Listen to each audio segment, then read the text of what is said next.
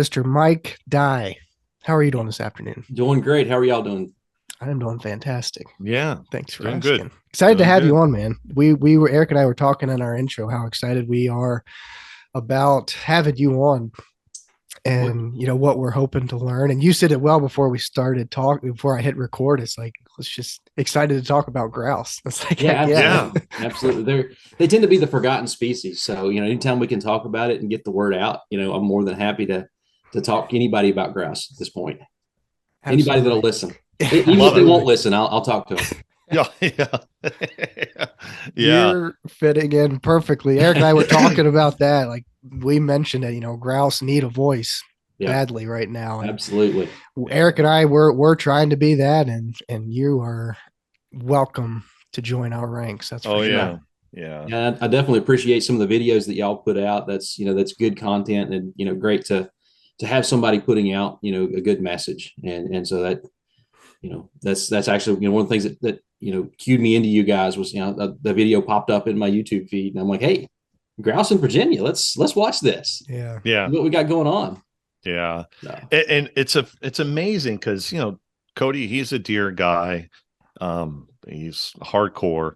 Never met anybody like so obsessed with it. And I do it for a profession, managing deer throughout the country, yada yada yada. And we started a deer hunter project and all this stuff. And I still don't know how we got on the grouse thing. I mean, I don't know if what it was. We were interested in it. And again, I still don't know how. But then we talked to Dr. Ben Jones with the Ruffed Grouse Society, and he made a comment that Cody, hopefully I don't butcher this. Correct me if I'm wrong. Like the grouse, I think it was you or me asked him like, what is the future? Because he was laying down some serious stuff that was just, I mean, mouth open, couldn't believe what we were hearing. And he said, the future is not bright. It's like extinction. And yeah, we both, as soon as we got off the podcast with them, we're like, not on our watch. yeah, Yeah. This is not happening. right, No, right. no, we're this is we center everything around like our YouTube videos, non-game too, and Right. and for other species that don't get a voice. But yeah, the grouse thing, man, it's just, other than the rough grouse, it's funny, like white-tailed deer, they have the QD or NDA, XQDMA, they got Whitetails Unlimited. Right. A lot of species have a lot of organizations that help them, but the rough grouse just has one. Right. And the unique thing about that too is they started in Virginia. Hmm. They are a Virginia. They started out as a Oh, no way. Virginia-based organization. They started in Monterey, Virginia. A little coffee shop. Okay. A couple guys went out grouse hunting and were concerned about the lack of birds they were Oh, finding. I did know that. Sit Okay. sit down at a coffee shop and started an organization. And That's that's awesome. yeah. That's one of the cool things about Virginia. Virginia is for history lovers. Kind of that's kind of the slogan they started out with. Hmm. And there's so much in the conservation movement. The history of Virginia, I think, is really cool.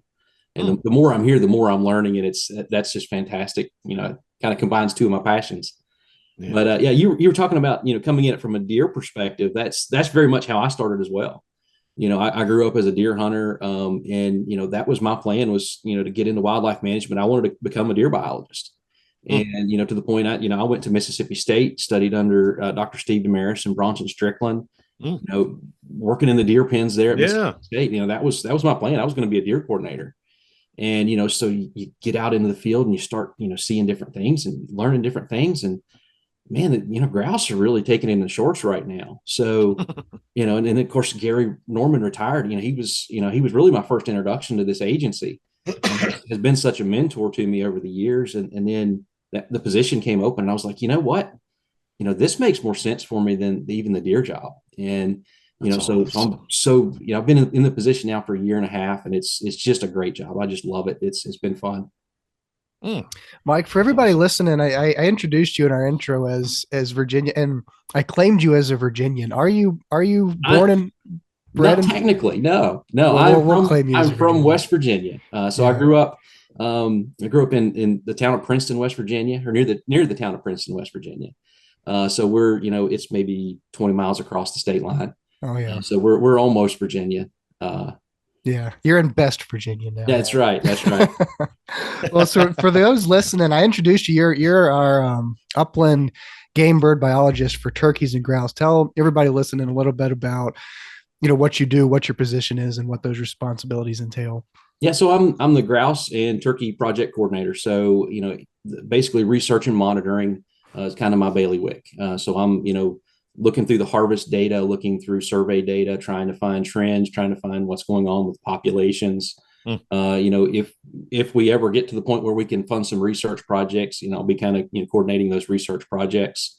Which we've got a couple in the hopper that we're looking at down the road. But nothing immediate. So anything grouse and turkey related, regulatory, we have a committee within the department where we go through regulations. We do it on a 2-year cycle.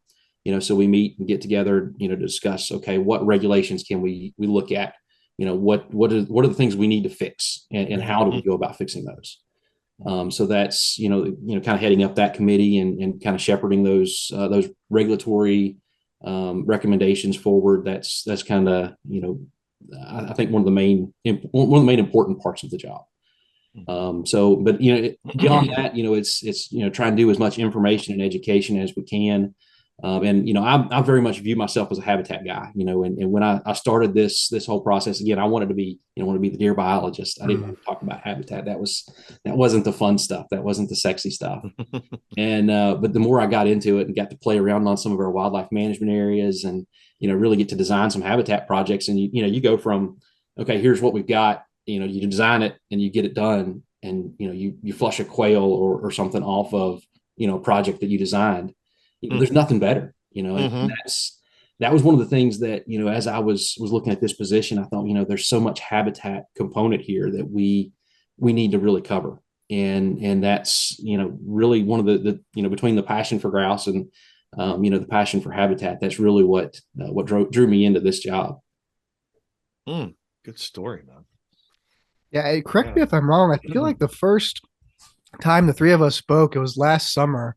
And we were getting to know each other, and you were telling us your story back then, and you mentioned that you were a deer guy, want to be a deer biologist, and then I think you mentioned that the grouse, not that deer don't need help or that deer don't need a voice, but grouse need it more now, and then that's what kind of felt you felt called to help the grouse now because they're in more need of help. Right.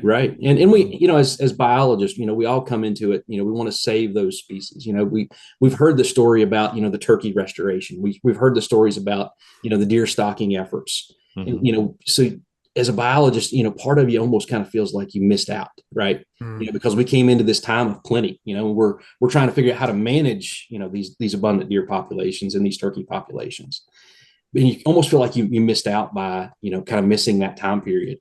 But then here we've got this other species that, right under our nose has slipped away from us. And that's, to me, that's tragic. And we can't let that happen. Oh my gosh. I love it, man. Yeah. Cody and I, we say this all the time. It's like, this is such a, how can we let something so special, whether you hunt the species or not? I don't care if you live in Louisiana. I don't care if you live in Iowa or Nebraska. This is a stain on us. I'm being a little dramatic, but it's just, how can we allow this to happen on our watch? We know more about habitat and the do's and don'ts more now than ever before because of the thing, Google and YouTube and, everybody's in the wildlife now. Right. The management. And it's like, how can we, it just gets ignored. It's just amazing to me. Yeah. Cause it doesn't matter where you live. Like the lesser prairie chicken just got labeled the other day on the endangered list. It's like, what? Yep. What? The sage grouse. I mean, they're a couple years away from being absolutely slapped with that label. It's like, absolutely, what the hell are we doing? Yep. Yeah, absolutely. And and taking it back to Virginia here, grouse in the 1930s were the second most commonly hunted species.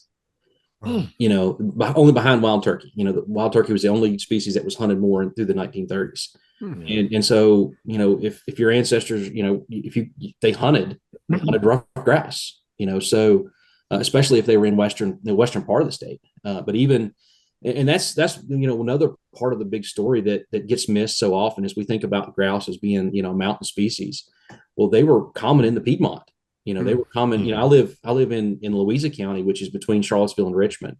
And I talk to guys that have been here for years, and they say, well, we used to find grouse all the time here. They were common, and we don't. It's been years. It's been decades since we've seen them. Yeah. And so as far up as as Quantico, Marine Corps base Quantico, they were finding grouse on Quantico, and it hasn't been that long ago, and they just disappeared from the entire Piedmont.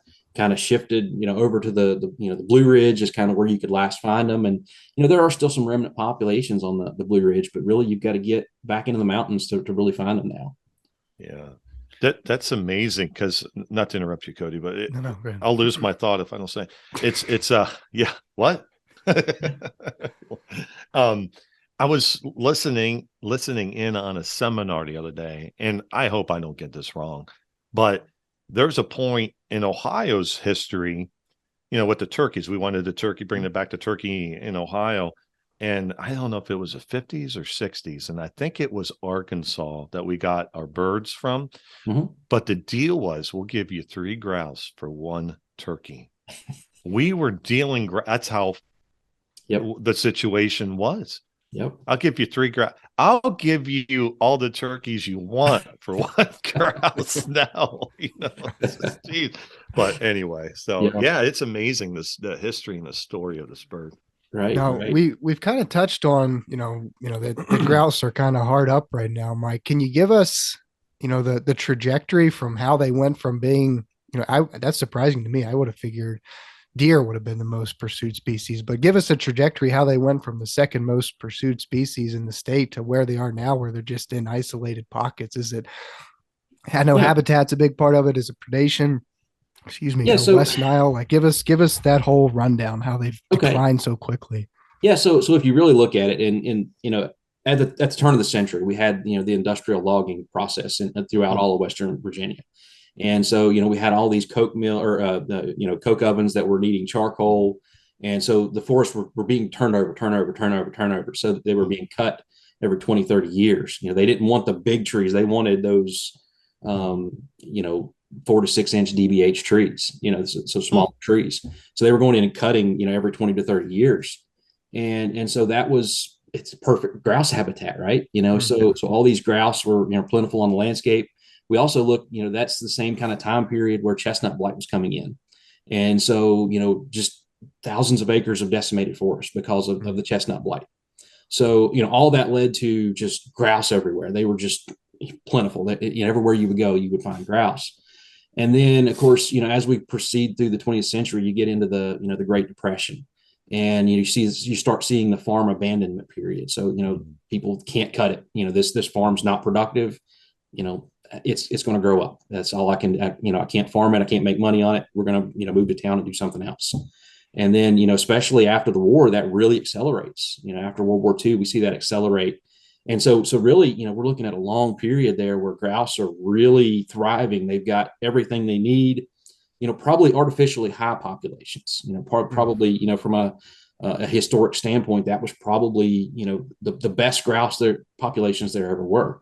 Now, we would all like to see that again. Personally, I think that would be fantastic. But I know that's probably not a realistic, goal for us to be setting. Right. But even through the 70s and 80s, we start seeing declines, and they, even in the 50s, they were kind of starting to talk about, ruffed grouse population declines. And, through the 70s and 80s, we were starting to see some downward trends, and things were looking a little bit more bleak. But in the 1980s, there was really an interesting thing, and you can see it in some of the Forest Service data. They really ramped up the amount of logging they were doing on the national forest in the mid 1980s, and just really increased it, and everything was rolling good. And so so grouse are a species that like young forests, so they don't like the fresh cut. That they're not they're not going to respond in 2 or 3 years. It's going to take them 6, 8, 10 years to really respond to that. So all this cutting that was going on in the mid 1980s, especially on national forest, in the early and mid 90s, we started seeing a resurgence of grouse and really started seeing that population tick back up. And then the other thing that we had happen in the 1990s is gypsy moth really hit. So there were thousands upon thousands of acres that were being, defoliated every year, and you get that flush of growth. And, so you really saw grouse really make a population bump through the mid to late 90s up into about 2001. Now, if you talk to most of the grouse hunters, 2001 was kind of the last big year. And from there, the wheels kind of fell off the track, and populations really started to go downhill rapidly after that point. And a lot of it is, those stands that were logged in the mid 1980s were, they were getting to the point where they were no longer productive. And, of course, through the 1990s, that's also when we had a lot of the spotted owl discussions, and so national forest policy was changing. Okay, maybe we can't do as much clear cutting as we once could. And so that started kind of changing philosophies, and private landowners started thinking, oh, we need to conserve more forest land, and, we need to not cut as much, because, that was kind of the big old growth phase of, we need to start preserving this. And that's when that movement really picked up a lot of steam. So after that, that get past that 2001 time period, the grouse started to decline, and what caused it is, there's a myriad of different reasons and different causes and different things you can look at. We had, multiple back-to-back years of mass failures in that time period. We had some really hard winters. And it's interesting to me, though, that it's the same trajectory that you see for the public land deer harvest in Virginia as you see with the ruffed grouse flush rates. It follows almost the exact same pattern. And you can see that almost, if I laid them out in front of you, you probably couldn't identify which one is which. Because they follow the very, very similar pattern. And so it's the same time period, West Virginia is starting to talk about, we're not killing as many deer on national forest or on public lands. And, North Carolina was saying the same thing, and Tennessee saying the same thing. So it's not just a Virginia problem. It's not something that we've done.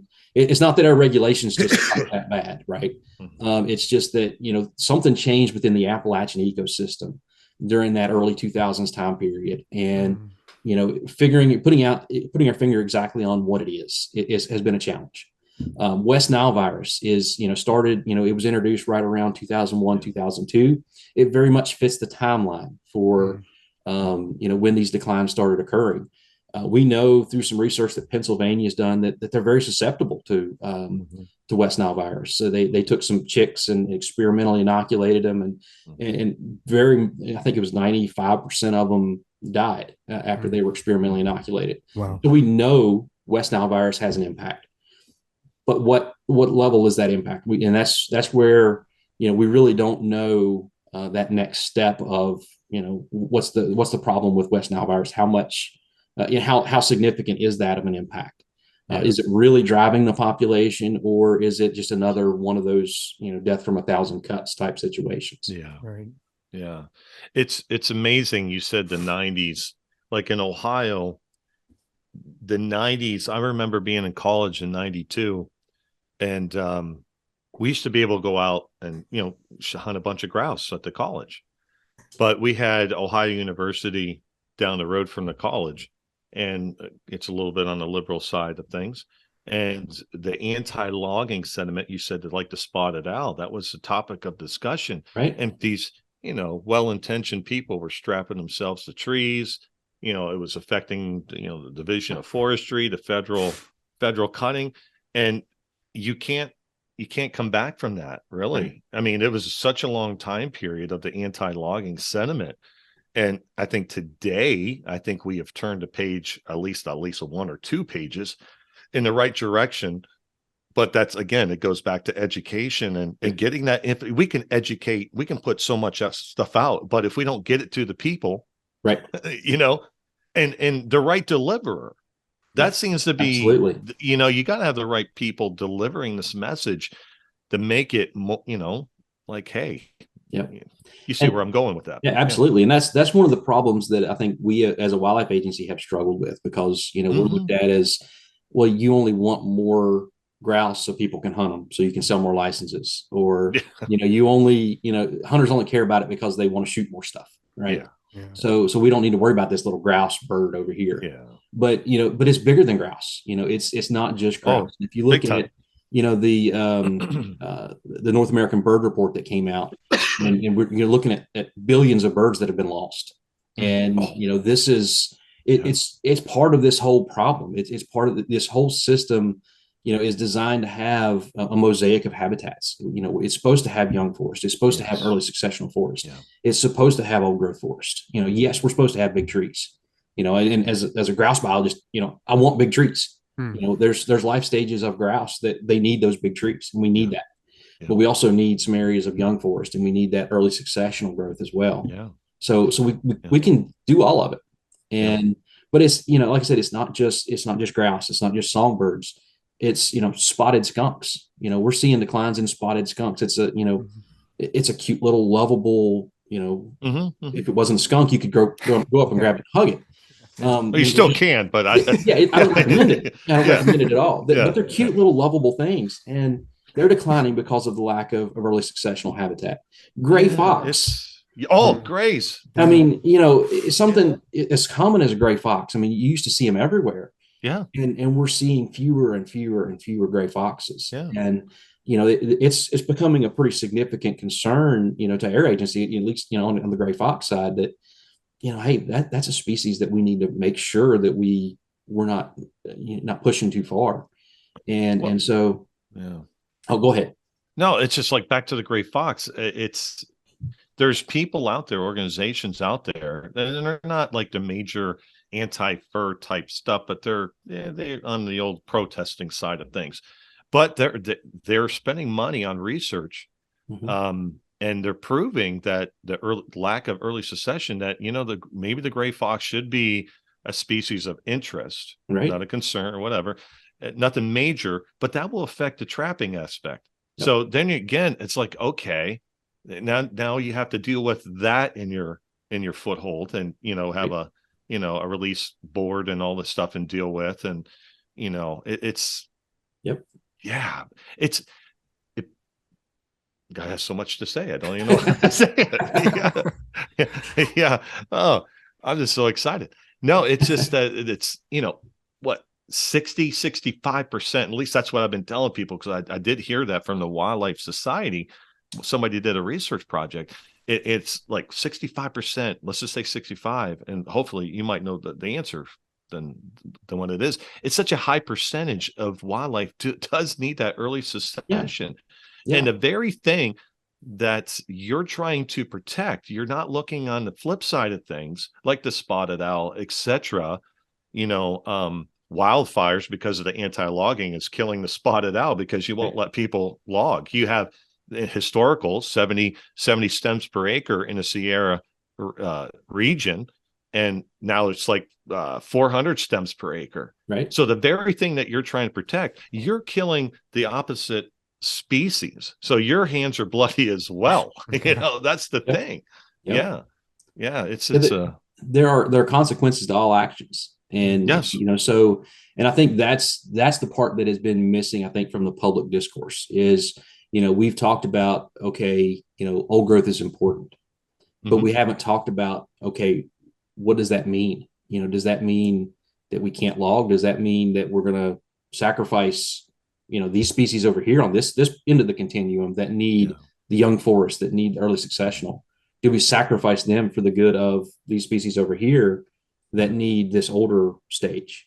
Yeah. And there's enough land that we can have all of it. We can do all of it. Yeah, it's not like this hasn't been done before. Right. Before we got here. Exactly. Things are going good. Yeah. Yeah. And that's the thing. We have to look back and say, okay, well, what were they doing on the landscape that led to all these species being here? And of course, a lot of it we can't recreate because, we can't have, the scale of burning they were doing. That's just not logistically possible. I mean, we can't burn up people's houses. That's just, we can't do that. We can't have bison running through people's yards, and probably can't have wolves running through, neighborhoods and things like that. And the mountain lion component, I'm not even going to get onto that. I've been down that road too many times. And Bigfoot. What about Bigfoot? Yeah. So, yeah, but it's crazy. So what do we sacrifice in that? We can do it all. And there's plenty of room for it. There's plenty of evidence that it's necessary. Yeah. And, so just trying to find a way to reach more people to say, hey, logging's not the end of the world. It's not, it's not going to end this forest, right? This is a regeneration of your forest. Mm-hmm. It's not, and that's where, we haven't done a good job talking about, okay, this is deforestation. Deforestation is bad. Okay. Yes. So you cut a forest, put down a Walmart. That's a bad thing, right? That's bad for wildlife. You cut down a forest and let it regenerate. That means new growth, new life. That's other species are going to benefit there. Mm-hmm. And, so whether it's the bats that are going to, reside in the, the trees that are left as snags, or the reptiles that are going to lay under the slash piles, or, the birds that are going to use the shrubby growth that comes back in, or whatever, the deer, they're going to come in and browse the new fresh tender shoots. I mean, it's a regeneration of life. Mm-hmm. Yeah. So, I was doing some research last week about burning and logging and stuff. And I come to find out that there's this new terminology, it's modern. It's something where even the Sierra Club, which is a little bit more rational toward things, can grab a hold of this, and they can't argue the fact. It's called ecological logging, where you go in and, you're doing thinning. You're taking out the disease, you're taking out that, and you're leaving, you're thinning, you're getting less stems per acre. You're getting rid of that mid-story. Correct me if I'm wrong. That way, if there is burning, we're talking out west, that's what's torching the old growth, right? That spotted owls and all this stuff. There's just all this, slash and everything. So, yeah, it's just ecological logging. I don't know. It's not just a new fancy word that we can. No, we're actually, there is, based on learning from the fast deforestation. No one wants that, right? But at the same time, using fancy words that actually mean something for a change, ecological. That's something where I think maybe, again, I mean, PR, marketing. I mean, wildlife, and today that's how we get anywhere. You have to go where people are mentally and stuff. And with that being said, I mean, what is Virginia? I mean, what is what are you working? What are you guys doing as a department or as a division?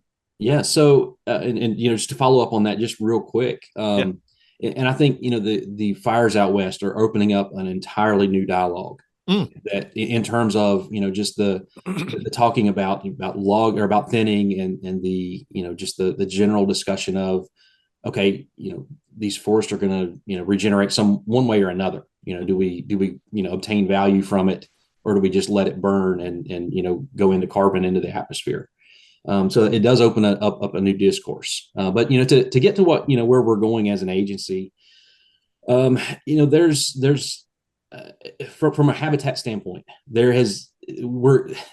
we've got so many people that, and it's so exciting right now, because we within every agency, you get to those points where you have high rates of turnover in certain positions, and people just are in those positions for a long time. And especially on our wildlife management areas, we've been in that position where we've had people there for a long time. We've got people that have been retiring over the last few years with 35, 40 years of experience. They've been in that role for 30, 40 years. And so you're seeing a new, fresh growth of new biologists coming into those roles. And so you're seeing so much excitement to, they're young and eager, and they want to come out and do habitat work. It's poor kids. And, they don't know what's going to hit them. Year 5, let's talk. Right. but there's so much excitement, and they want to go out and do these things. And so it's been so encouraging to see, some of the newer, younger biologists that are out there and just lighting the world on fire, figuratively and literally. And Cody, you've got one in your area, Samantha Lopez. She's working on a couple of the areas up there that, she's a ball of fire, and I mean, she's everything she can do to create habitat. She's doing it. Nice. And we're seeing that across the state right now. We've got just an incredible crop of young biologists in those lands and access positions, and it's fantastic. From a larger scale perspective, we're really trying to figure out where we're going on a lot of these things.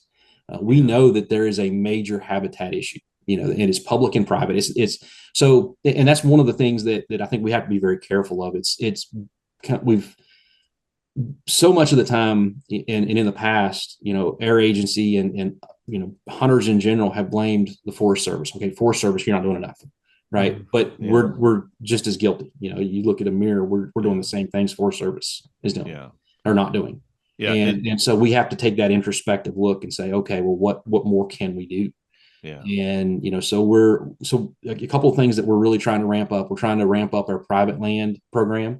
We've got a really good private land program that's been on the ground for several years for bobwhite quail and a lot of the NRCS cost share programs. So we get some really good biologists in those roles, and so we're trying to figure out new and inventive ways to utilize them to create more grouse type habitat. And we've got so one of our private lands biologists, Andy Rosenberger, down in the Blacksburg area. He's a just ardent grouse hunter. I mean, he lives and dies grouse hunting, and so it's so funny to watch him. He tries everything he can do to try to convince somebody. Well, you can make this grouse habitat over here. So I was here for fish. I don't know.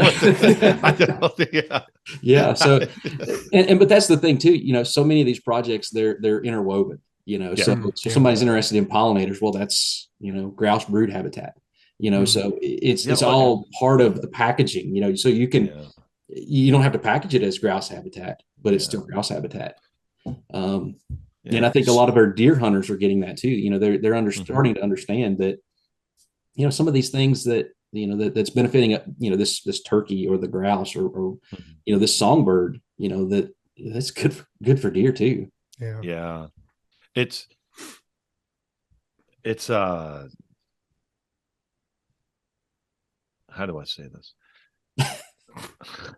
Talks amongst yourselves. Anytime you can see the wheels turn in an air. Yeah, go ahead. I don't know whether to be scared or not. About okay. I had a little I'm 48, I'm old moment there, and I was trying to cover it up not so well. So anyway, George Washington, and then you got Thomas Jefferson National Forest, right? In your guys' area, right? Cody, that's okay. So are you guys doing any conversations with them? Because you can do the private thing, and that's great, and that should be done, and I'm falling apart. And but the large scale, you kind of need that little bit of a large scale aspect of things. Yeah. So is there any discussion on getting with them? And absolutely. Yeah. So actually we just had a meeting with them. Was it last week? I think all my weeks run together. I think it was last week we met with some of their timber staff, especially down in Southwest Virginia.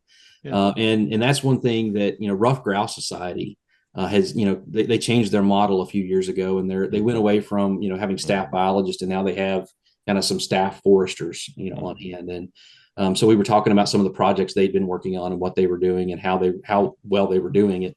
And so there's, I think, some opportunity for us there to maybe help out in some of those programs and to be able to hopefully maybe be able to step up.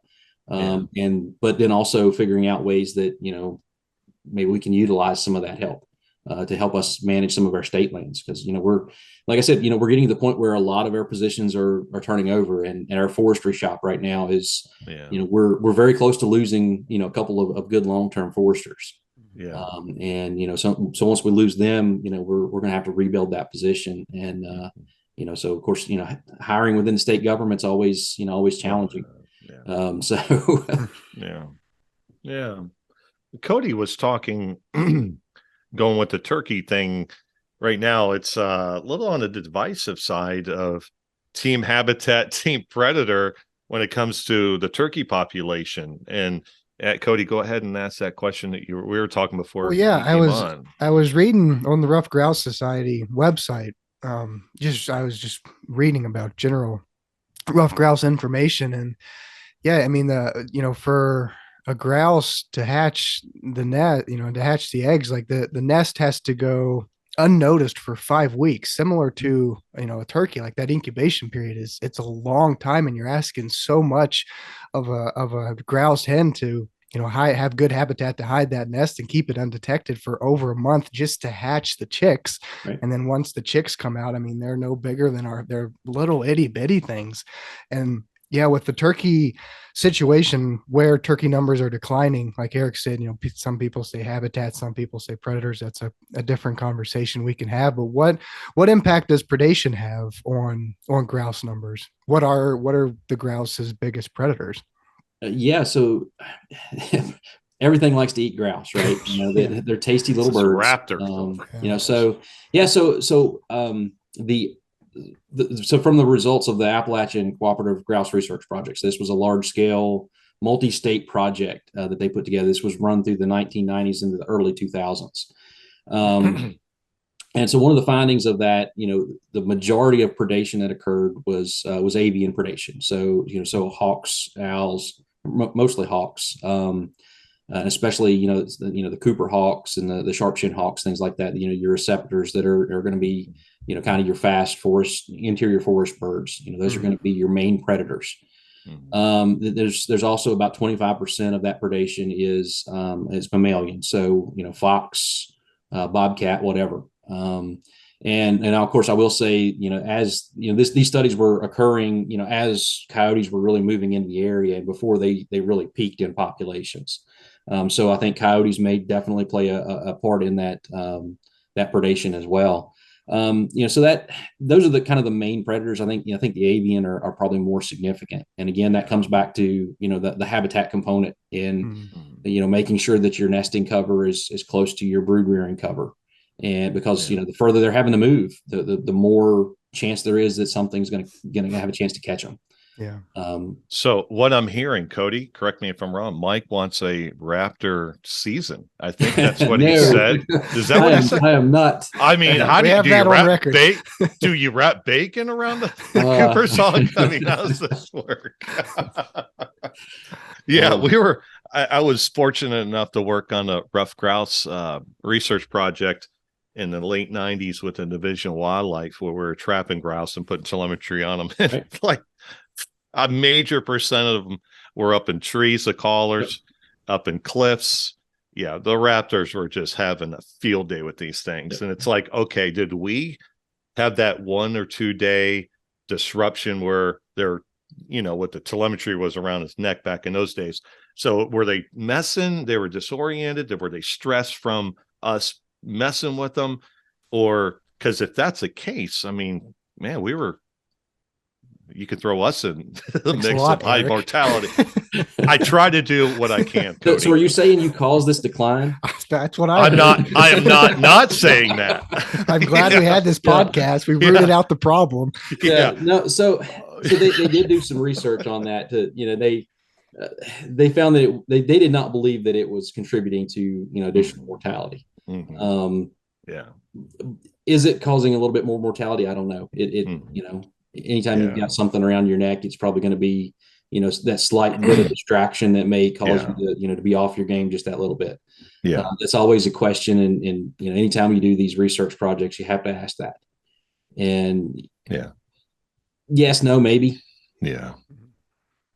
Those things were they're so sensitive, like the ones, they were traumatized in the trap. Some were just like waiting for you patiently, but a lot of them, I mean, you'd grab a hold of them, and I had like 1 or 2, die in my hand while I was processing them, taking blood work off of them and then all this other stuff. And it's, I mean, they are a sensitive critter, to be messing with in a trapping aspect of things. But back in the day, we are trading 3 grouse for 1 turkey. I mean, they should be a pretty good thing, But and that's one of the challenges I think for us moving forward there are so many research questions that I have that, since we've done that ACGRP, that was 20 years ago, so there's a lot of, sorry to age you there a little bit there.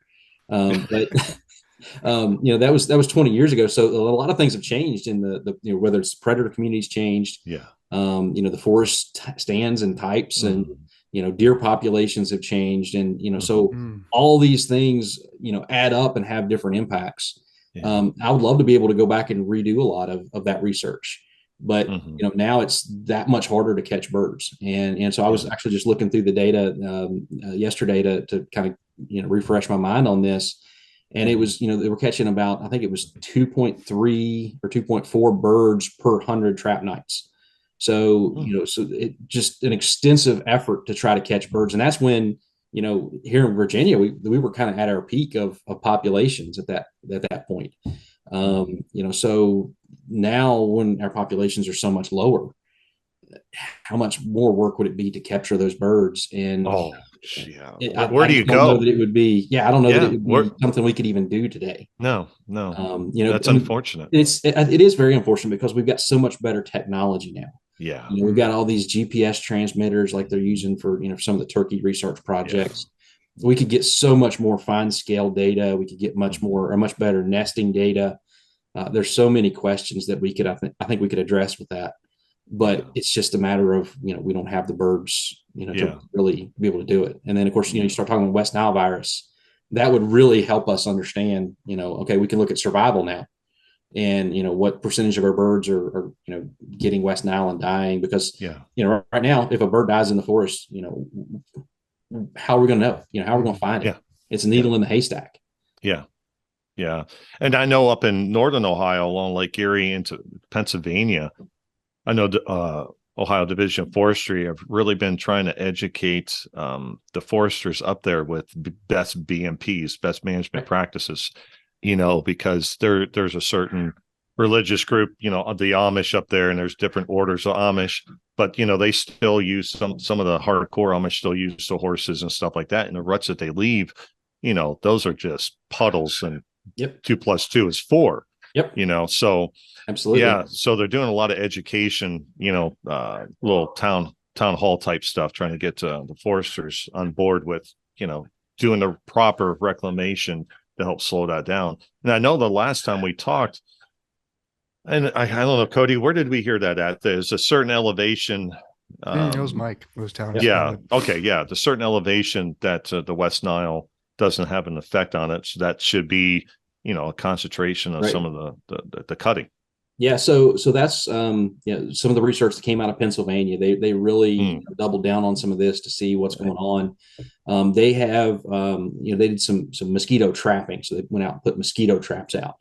And so there's a couple of species that spread West Nile virus. Most mosquitoes don't. But it's the Culex species or genus of mosquitoes that spread it. It's a bird specific mosquito. They typically don't bite, mammals. They occasionally they'll bite a person if you're in the woods or something. But they're really keying in on those avian species. And what they found in their research was above about 1,900 feet elevation, they weren't finding those mosquitoes. And it's, they've noticed that there were some research projects in Hawaii there's apparently some disease associated with mosquitoes there. They were seeing, a very similar trend that, above a certain elevation, these mosquitoes weren't there. But it's interesting. Georgia just published a paper back in the fall where they were going back through a lot of their drumming survey data. And what they were finding is, that's almost that exact same elevation gradient. If you were above that, you were hearing grouse. And if you were below that, you weren't hearing grouse. So, there's maybe something there. It's more research that we definitely, I think, need to dig into. And a lot of our grouse hunters will tell you that same thing, that, above, and generally they're saying above 3,000 feet, they're still finding grouse, but below that, they're not finding very many. Yeah. So, it's something to look into. It's something that is on the table that we need to, try to figure out what's going on there. And But yeah, so targeting habitat in those areas, I think could be more beneficial. Pennsylvania went to the next step, and they actually developed a priority mapping system. So they developed, a GIS based mapping system for the entire state, and said, okay, these are the areas that we think, have the highest probability of creating excellent grouse habitat. So this is where we're going to focus their habitat efforts. And so there's been a couple other states that have kind of gone that route. West Virginia developed one. I think Maryland is in the process. So there's, we're developing a pretty good idea of, okay, these are the types of areas we need to focus on, and start working from there. Again, that's down the road, that's something we need to do here in Virginia as well. It's in that research that I was doing on burning and stuff, they brought up Maine for some reason. And I was intrigued by that, because I know I'm just a brand new bird hunter myself. I've been into 2 years now, Cody. Far from a man of learning that I need to do. But anyway, it's exciting. But I wanted to go up to Maine this coming season and hunt grouse and stuff like that. But people said, like, Ontario, Wisconsin, Minnesota, those, they might disappear off the landscape here, but those will be the stronghold. Well, they brought up Maine with the new technology and everything else. The logging that's been going on in Maine has been decreasing because of technology and different types of how we use paper, etc. So long term, you can't say, like, hey, this is going to be so right. Yeah. And there's a lot of concern, throughout the entire eastern range of grouse. And to the point that we've developed a state, state working groups, so that, that we've got, all the states in the eastern range of grouse that are joining in on that, to kind of sit down and hash out, okay, what can we do? What are their strategies? How do we need to develop these things? And, kind of cooperating on what research we can, cooperating on, sharing information, what are you finding? What are we finding? All that sort of thing. So that's a kind of a step in that right direction of, we've got all these states that are acknowledging, hey, we've got a problem and we need to do something about it. I had a question for you, Mike. You mentioned deer populations. I think, Eric, I've brought this up to you, and I don't even know if it's a question you can answer, but, and I know you mentioned on public land, like the deer harvest numbers have gone down in parallel with the flush rates. But I wonder if, like, on private properties, like, what impact deer densities could have on grouse populations. Because I know on our place, it's like, I say I manage for deer. I manage for deer and grouse, but the projects that we do, deer respond so positively to them. Like, when we first bought this new piece of property that we have back in 19, there were fewer deer on it then than there are now, because we have food plots and we have clear cuts and we have water holes. And I wonder if deer don't eat other animals, other species, more sensitive species out of house and home. If you have such a high deer density, they're over browsing native plant communities to the point where more vulnerable and more sensitive species like a ruffed grouse might suffer as a result when there's so few to begin with. Do you think there's, like, any correlation there, or is that you're going to get me in trouble? Yes. Well, that's the goal of this whole podcast. Right. So I think that's one of the areas that historically we have avoided, just because there's so much potential. We don't want to pit grouse hunters against deer hunters, right? So, but yeah, I do think deer densities are having an impact on grouse. I think they're having an impact on bobwhite quail. I think they're having an impact on turkeys. I think, and especially, if you go out and look at some of these exclosure projects, where, they basically put up a fence and excluded deer from that area, and you see the flush of growth that comes in that understory. It's amazing, mind-boggling. It's mind-boggling. And even in areas where you don't think there are that many deer, you still see those impacts. And so I do think that they are having an impact. I don't know how to quantify that or how to measure that. And what do we do about it? I mean, that's kind of the next question. Already, especially in most of Western Virginia, especially on public land, hunter satisfaction is not there on deer as it is. So how do we, tell deer hunters we need to shoot more deer, but even You're though not you're seeing already it. not seeing deer. Right. Yeah. Yeah. But I do think there are some impacts there, and especially I think one of the problems that we see is when we do habitat work, we're creating this island of habitat that Mm, everything's flocking to. yeah. And so you're concentrating all those deer from the surrounding areas to, hey, there's food here. Let's go eat. So Yeah. it's kind of, if they open a new restaurant in town, and you get a couple reviews saying, hey, the food's really good here. This is the best Mexican food I've ever eaten. What are you going to do? You're going to go there. And so Friday night it's going to be packed, and eventually it's going to get so packed that you're not going to be able to get a seat. And Yeah. Yeah. next thing you Yeah. know, it's not the best Mexican restaurant anymore because Yeah. they couldn't keep up with the demand. Yeah. I've talked with Eric about that a lot because where I'm at in Bath County, I mean, there's some national forest, I don't know, maybe 5 miles north of here, but the land's pretty fragmented. And it's all private land. And, Eric's familiar with the surrounding area in my property, and the habitat on our property it's getting better, but I wouldn't say it's great habitat, but relative to what's around it, it's honestly, I think, some of the best that there is, which, I can pat myself on the back and say, look at us go, we're creating all this habitat. But it's like you said, you create this island where all these deer, especially deer, like I have no problem saying, like, deer, they can be a problem species. Right. They get sucked in, and, Mm-hmm. we have to kill these deer, Right. for the habitat, for the deer, for the other species. And the problem is, like, if we wipe the slate clean of every deer off this piece of property in 2023, I mean, there's so many deer across the landscape where they're just going to keep recycling themselves. So that's something that's always been on my mind. It's like, how do you find that challenge? right? That's such a challenge for a state agency. Everybody wants to blame us for all these things, but the reality is,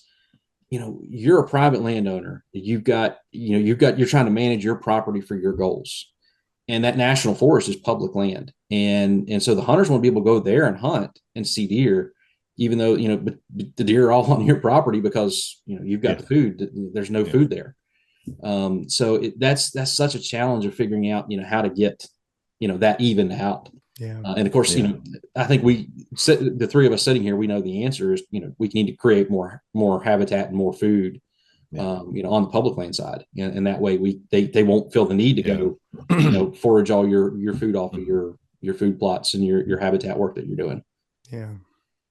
So what I'm hearing, first it was Mike saying we need a raptor season. Now I hear Cody wants CWD to affect all the deer in the state of Virginia. I'm just saying, this is what I'm hearing, gentlemen.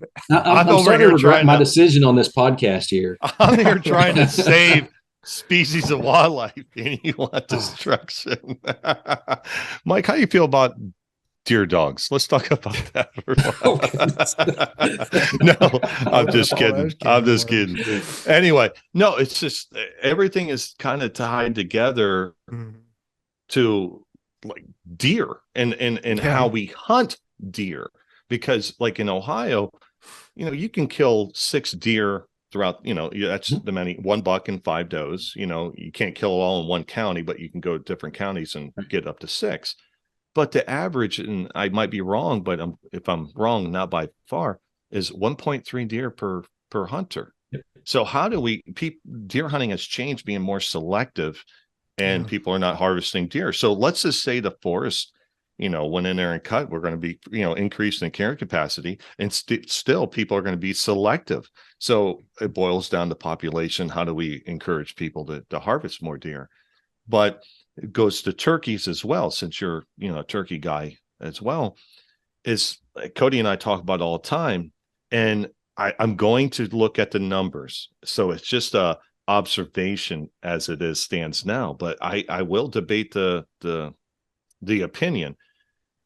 In like Ohio, you had, the turkey population was just like you said, you weren't a part of the turkey restoration. Unfortunately, I was part of the turkey restoration, and so I got to see it and be a part of it. And it's probably one of the shining things I can put up on my shelf. But if you would have said back in the late 90s, early 2000s, even the mid 2000s, that the turkey decline would happen, I would have called you a liar, because it was growing to the point where it's like, where does it stop? This is awesome. The hunters' opinions were great because they were gobbling, a lot of 2-year-olds out there, etc. But then here come a philosophy out of left field, and I am so pro QDM.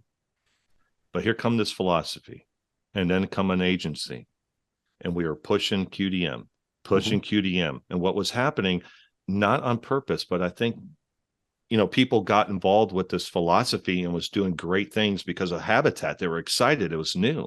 And somehow, somewhere down the line, mid 2000s to present, it got stolen in the sense of the philosophy, where it became privatized and more selective. And if you've seen the rise of the turkey, and it went like this. Yep. Okay. And the reason where I'm going with this is, in Ohio, you're allowed to bait deer. And the way the trapping season is with Ohio, it kind of ends in the fur quality, all that stuff. So what we're doing in these mild winters that we have, not necessarily climate change and all that stuff, but we are having some mild winters from time to time, where these raccoons are just sustaining. I have clients that will have like 20 plus coon at their feeder. And, the research, 2 coon ready to nest a day, and it's probably maybe more now. But anyway, so you have this, the two go hand in hand. Correlation's pretty clear. And I think you hit the nail so clearly on the head, with the feeding and baiting, I think is one of the most detrimental aspects to the, from the turkey standpoint, you're breeding so many raccoons out there on the landscape. Yeah. And you can't avoid it. I mean, you can't, anybody that's ever put up a trail camera over a corn pile and you see how many raccoons come into it. And, if you do that consistently, then you're going to know, hey, you're creating raccoons, you're benefiting that population. And it's probably going to be to the detriment of other species on your property. Yeah. So, and I think, as we talk about, the turkey declines, and, kind of shifting gears here a little bit, but we have not observed as significant of turkey declines as some other states. Our harvest rates have remained high. We're still seeing, I think last year was their, second or third, or I'm sorry, it was 4th highest harvest in the spring season. So we're not seeing those same declines that all these other states are seeing. And I think that's one of the main reasons is Virginia doesn't have a culture of, hunting over corn piles and feeding year round. There's some of that occurs, but, we don't have that tradition and that heritage of, you put a corn feeder out and, that's where you hunt, like a lot of states do.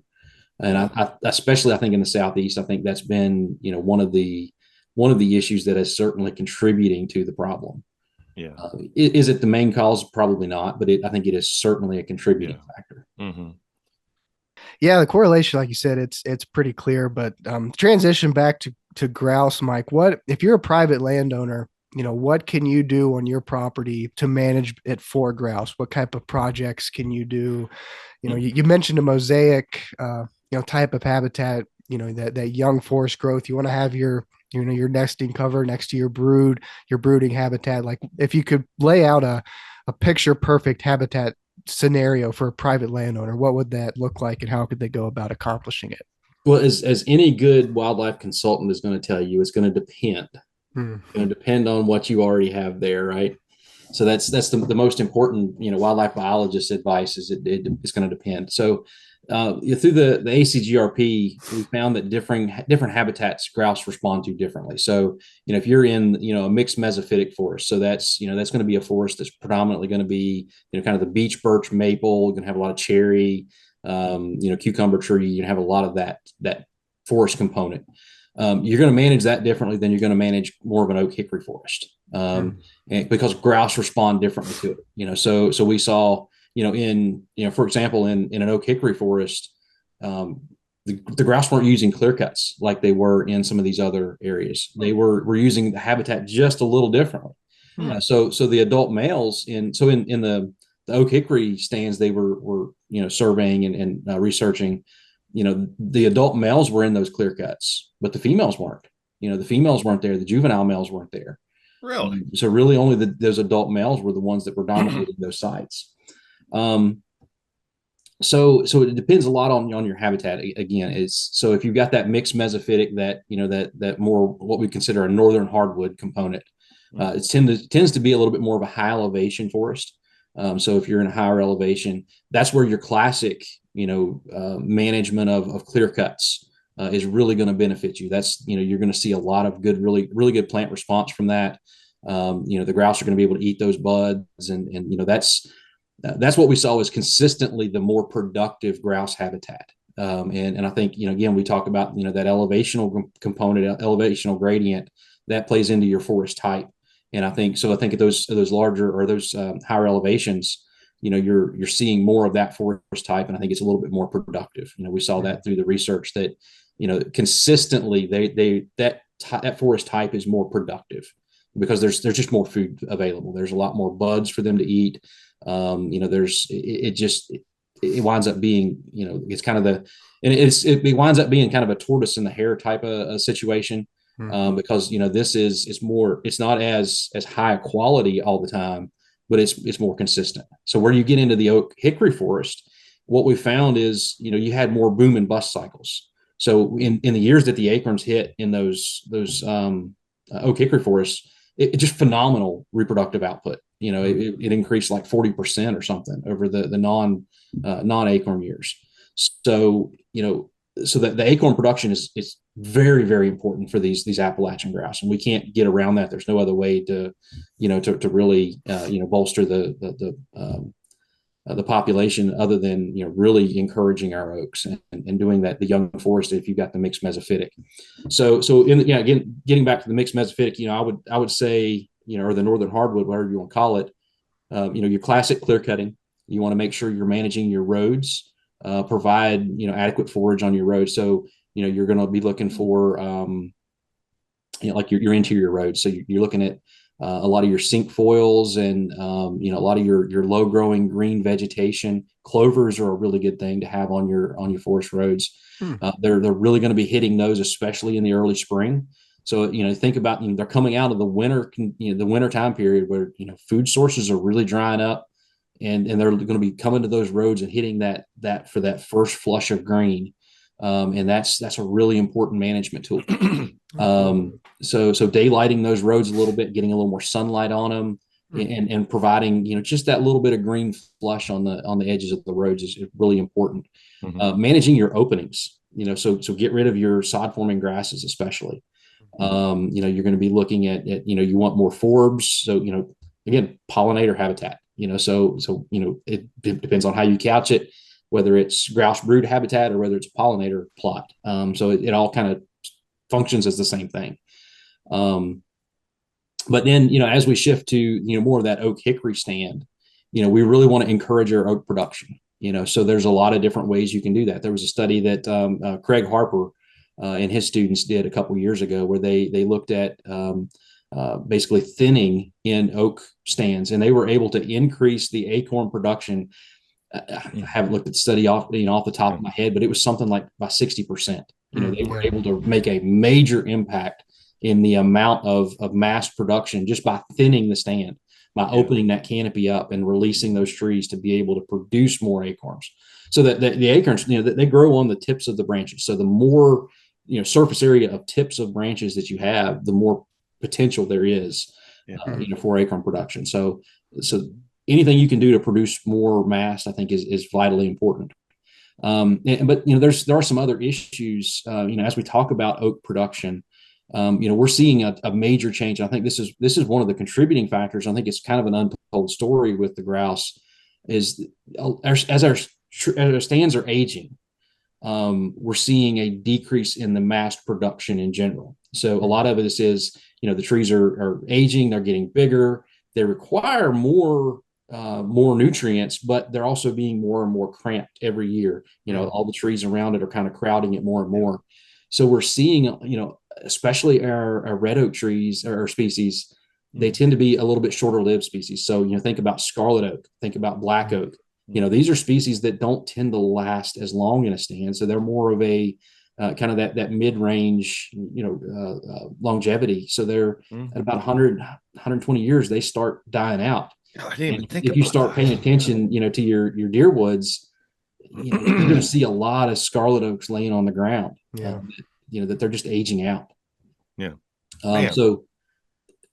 So as you're talking about, trying to, manage your property, look for those stands, where the scarlet oaks and the black oaks are starting to die out. And you might want to go ahead and regenerate that stand. That might be a good time to start thinking about a regeneration plan, because we want to make sure that we have the diversity of oak species. We don't want to focus on just white oaks. And the danger of that is, white oaks don't hit all the time. So some years are good white oak years, some years are good red oak years. Some years, the scarlet oaks are going to hit great. Some years the black oaks are going to hit great. So the more diversity you can have within your oak species composition, the better off you're going to be long term. So if you're bow hunting for deer, you really want those white oaks. That's really what you want to focus on. But from a grouse standpoint, they don't seem to care. They don't mind the tannin input that they're going to get from the oaks or from the red oaks. So managing your oak, thinnings, looking at shelter woods, prescribed burning under those oaks, can be an important component as well. But in those oak stands, the other thing that became really clearly important, especially for the females, was bottomland sites. So these oak hickory grouse were gravitating towards these bottomland sites. So these, kind of your streamside corridor zones. Yeah. So trying to do some work in that area, I think, is very important. And that brings up, kind of getting into the invasive species aspect. What do we tend to see so much, popping up so plentiful in, these sites is Japanese stilt grass. It shows up everywhere. And I think I don't think there's anything more detrimental to grouse, especially a grouse chick trying to move through that stuff. It would just be impossible. Yeah. You're talking about the bottoms, and the first species that jumps to my mind is one of Cody's favorite is wingstem. You have a lot of the wingstem in there, and my gosh, it's just not for deer, people. You know, yeah. Well, I know we talked about the deer bad just a while ago, but what I'm hearing, and this is what we try to do with bucks to birds. Okay, let's start with what you said, the logging roads. Create some green, create some edge, escape cover, right? Yeah, creating edge, green growth. That sounds familiar. And then we moved into the oak hickory and all that stuff, and doing management, thinning, burning. That sounds familiar. Yep. I mean, it's you're doing the same thing.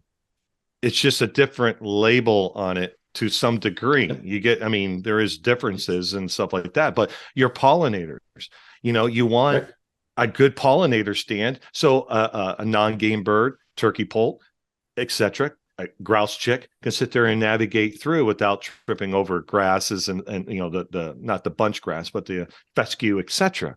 Sounds familiar. Yep. Invasive control, again, sounds familiar. And it's just like, why can't we get the deer hunting community on board? We climb that mountain, put up a flag, and we're on top of it. And it's like, okay, there's other mountains to climb. Look what you did for the white-tailed deer and the management, making them bigger and making them healthier.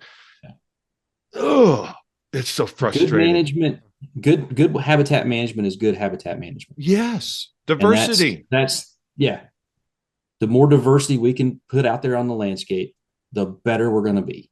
And so we even taking it this next step further is, the new buzzwords, climate resiliency.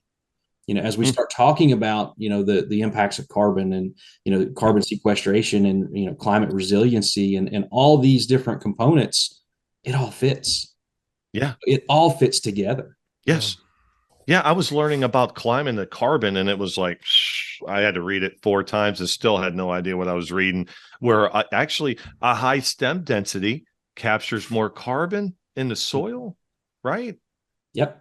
Don't know how that works, but hey, I'll sit there and regurgitate that to anybody that so wants a lot to of hear it has to do with the actively growing. So if it's actively growing, it's sequestering more carbon. And a lot of our older forests, they're not growing very much. They're not putting on much growth at all, just because they're struggling for resources. So they're just not growing. Yeah. Again, doing you think you're doing the right thing, but there is consequences to the other thing. The climate change. Whether you believe in climate change or not, that's not the topic. You have to agree to a certain point where, okay, things are changing a little bit. I think our climate, our Earth is always changing. I think that's how it's supposed to be. That's just my opinion. And that's all it is an opinion. But the very thing that they're preaching, there is solutions to that. The truth stops when they feel uncomfortable, your truth always stops when you feel uncomfortable. People don't like hearing it. Well, let's go. I have a solution. Right. Let's go cut some trees. Right. What? And again, it's not everything. I mean, and that's, so much of I think what gets distorted is they think, oh, you want to go cut everything. You want to log the entire forest. No, that's not. Those people, that was the thing they did at that period of time. Just like everything else, you learn from your past. That's what's just supposed to happen. Yep. You learn from deforestation. It's like when they went and cut, they had the thought process about wildlife wasn't even there. It was survival. It was economic. It was about supporting your family. And we have those same things too. But today, wildlife does come into our thought process. That's why the logging has stopped, in many places, because people think cut a tree is bad. Right. It was funny when I was fighting fires out west back in the early 90s. There was Earth First. You know what Earth First is? Great organization. Yeah. Great. People should go there and contribute to that, right? And when I was in like Elk City, Idaho, I believe it was that town. The Elk City people, hopefully, there was signs out there going, no Earth Firsters allowed, because it was a logging community. It's like, oh, are we in the 60s? They only have their own water fountain here. What the hell's going on? It was crazy. So but there was a shirt that said Earth First, and I was like, wow. And in the back of it says, we'll log the other planets later. It was like, I was awesome. I still have that shirt. And I remember being in the chow line, and these hot shots and smoke jumpers seeing the shirt that said Earth First, and they wanted to beat my butt. And I'm like, read it back. Read it back. Oh, it was crazy. And you talk about the logging town. I think that's another component to this is, so much of the economy in, Western Virginia was built on, a lot of the logging operations. And, we're to the point now where, almost all of those small sawmills have closed up shop, and it's becoming harder and harder to find places to sell, the timber. And, you're having to drive to Covington, pretty much to sell the logs. And that's, there are very few mills in Virginia that really are taking especially hardwood pulp. Hardwood pulp is one of the hardest things to get rid of in Virginia right now. And so that's another challenge that we're facing, we've got all these trees that, we need to get rid of from a habitat standpoint. Do we have a way to get rid of them? Do we have an avenue? Is there a market for it? And I think that's a nut that it's beyond my scope. And that's where the Department of Forestry folks, really have a challenge, because they're concerned about a lot of this same thing too, so just different. Here in Virginia, we have the hardwood initiative that they're firing up, and they're concerned about the oak production. They're not seeing the regeneration of oaks that they need to see. They're seeing the quality of oaks declining. So from their standpoint, they're seeing problems with how the forest is being managed. We're seeing problems from a wildlife side that these are challenges.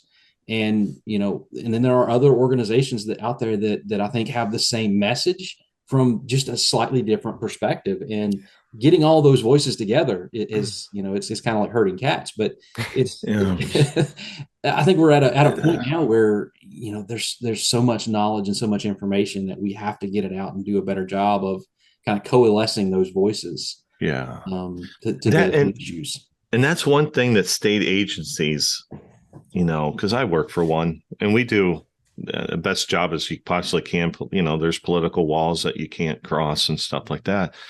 But that's one thing that I've been a critic of our own state agency, and no fault of them necessarily. It's just how it is. It's politics of getting the word, just getting information out, whether through video, through writing, through whatever. It seems like it's always 5 to 10 years behind, and it's frustrating. And again, it's not an attack on Ohio Division of Wildlife or your department or whatever or any state agency. It's like we know how to solve problems, right? I mean, we could have solved the issue today. We could this podcast. Let's say we solved the issue. You just blindsided me with one. Like, yeah, let's go. We got all the parts. And it's like, well, you need the engine. Well, that's how they get rid of this stuff. It's like, well, shit.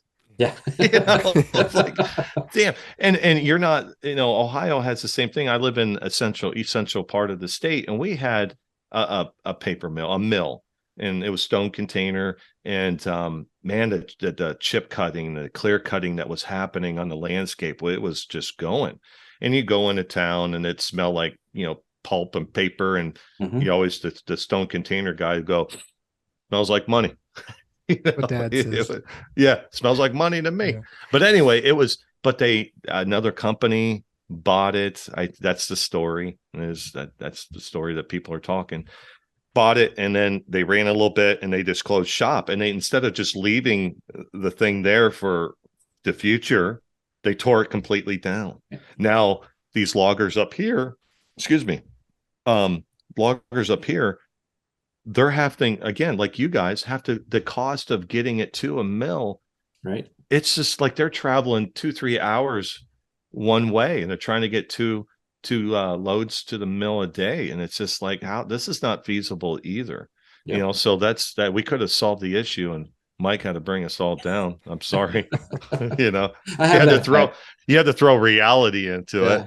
It's just, but kind of wrap this up, because I know you're busy and stuff like that. But I mean, we asked this to Dr. Ben Jones, and we brought it up earlier. I mean, what does Mike's crystal ball say for grouse? I think we're I don't think we're to the point where we're going to lose grouse in the next probably 2 decades, but I don't think we have much longer than that. I think it's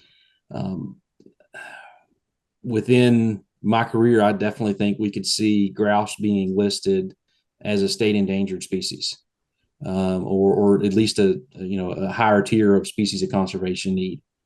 And that's a concern to me. That we can't allow that. This is a, you think about the hunting culture, you think about, so much of, the bird dogs and the fine shotguns, and that's, so much of that culture.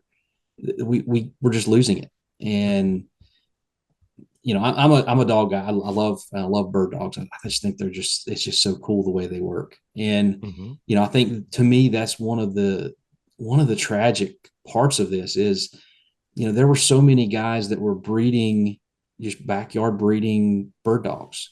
And they had these lines that trace back for years and decades that, were just wild bird finders. They could go out and find birds, and they gave it up.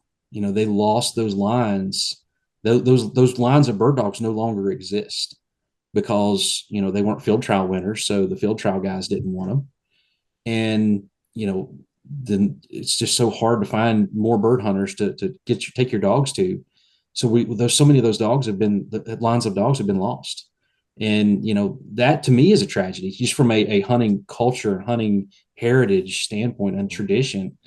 I think that's a tragic part. And even beyond just the idea that a species that was very common could be listed as potentially endangered. I mean, that's a whole other issue.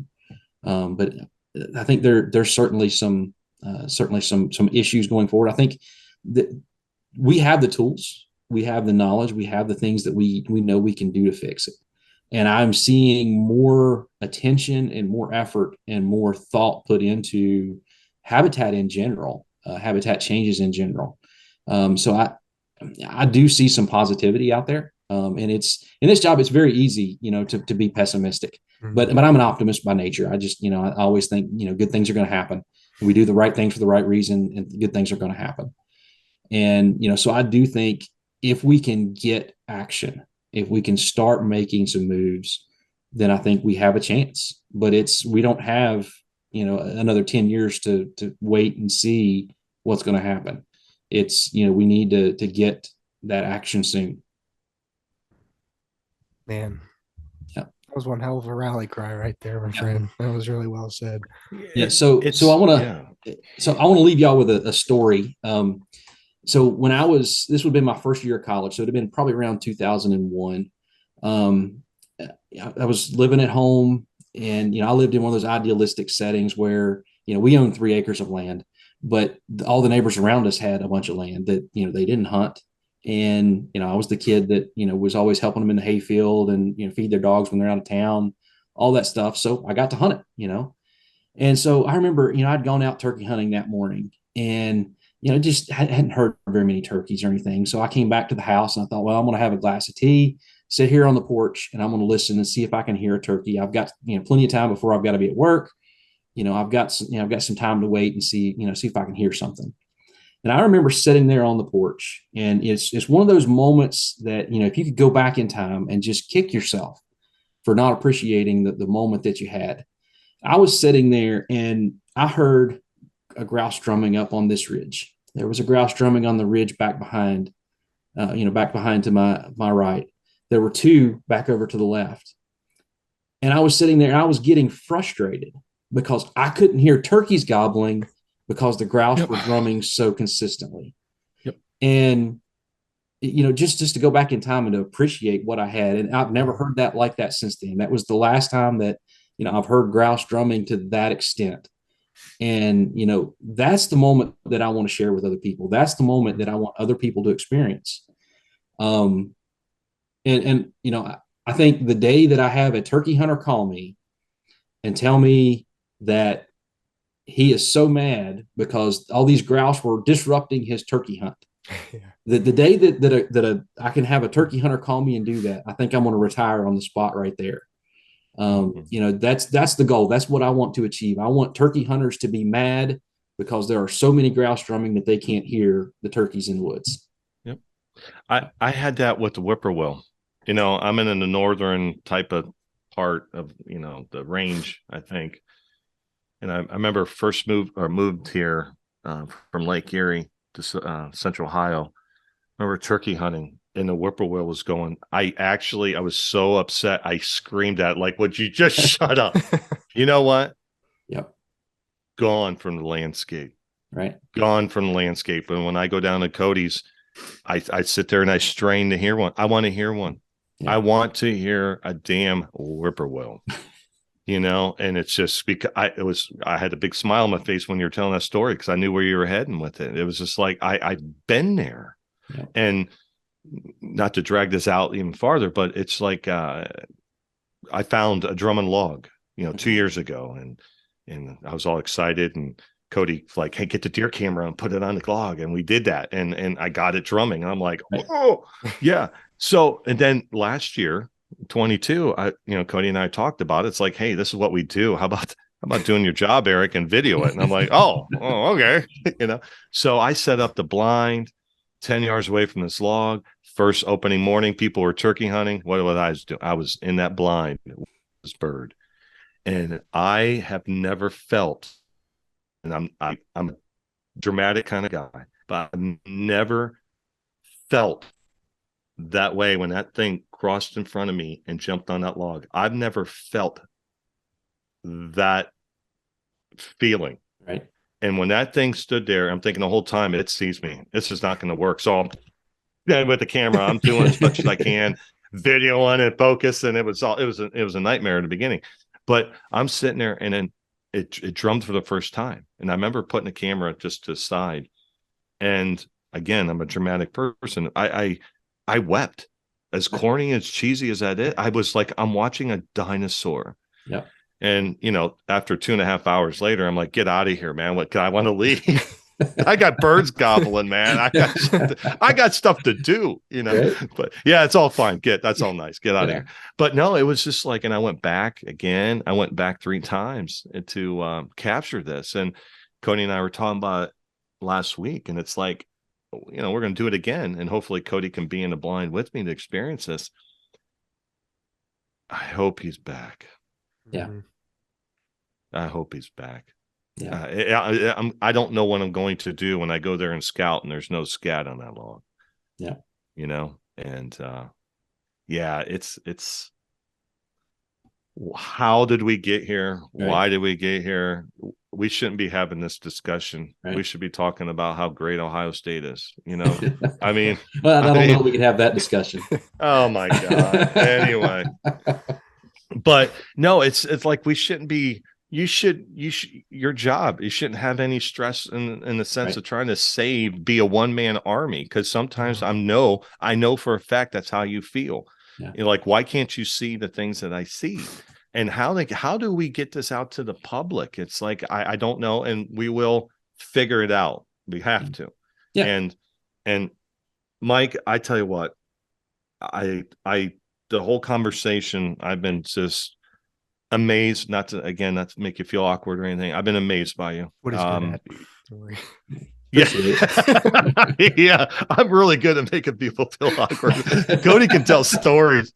Oh, really good stories. Oh my God. I just say stuff just to say it, apparently. But anyway,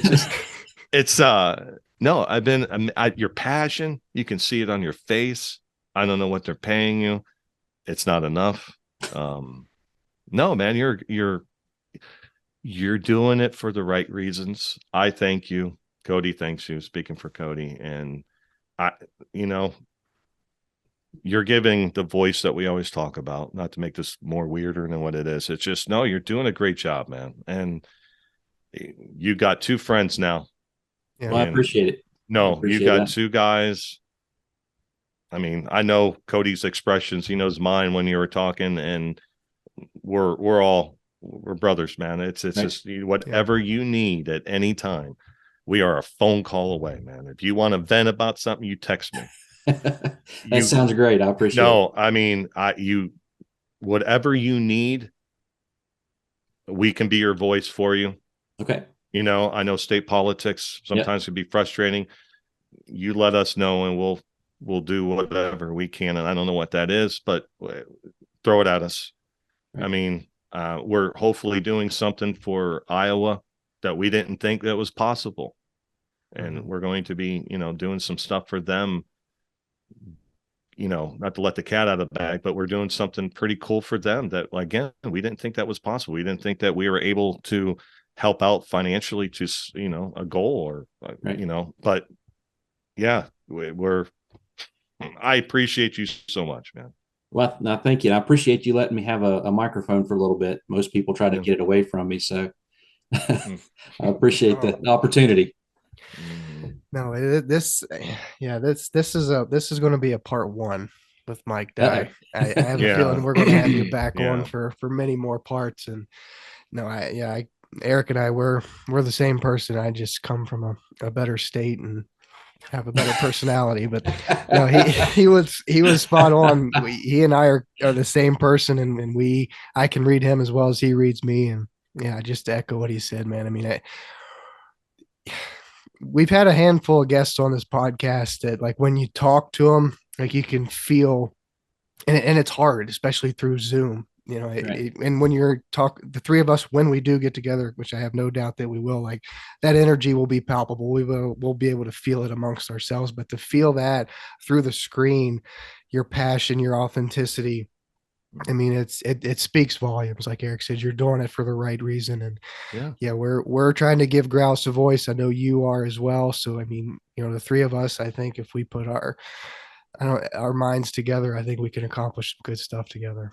Yeah, absolutely, man.